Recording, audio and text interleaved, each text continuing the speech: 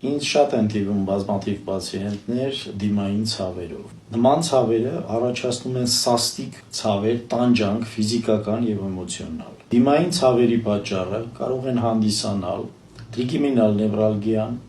այսպես կոչված, ծնոտային ցավերը եւ բազմաթիվ ցավեր, որոնք կարող են առաջանալ ատամնաշարի, ատամների վրա պրոցեդուրաներից հետո։ Նման ցավերը լինում են շատ սաստիկ, սկսում են ակնհայտորեն դանակահարող,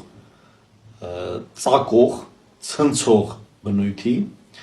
կարող են լինել մոտավորապես մի քանի տասնյակ անգամ օրական եւ պրակտիկորեն չեն ենթարկվում դեղորայքային բուժման։ Ցավերը, որ սկսվում են հիվանդի մոտ, նա չի կարող ուտել, ջուր խմել, ցանկացած դիմային շարժում առաջացնում է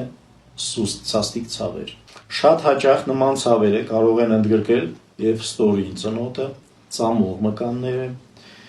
ինչպես նաեւ շատ հաճախ առաջանում են ատամնաշարի, ատամի հեռացումի, իմպլանտների տեղադրումից հետո։ Բազմաթիվ դեղորայքային բուժումները լինում են ապարդյուն, ցավոք սրտի եւ իրանց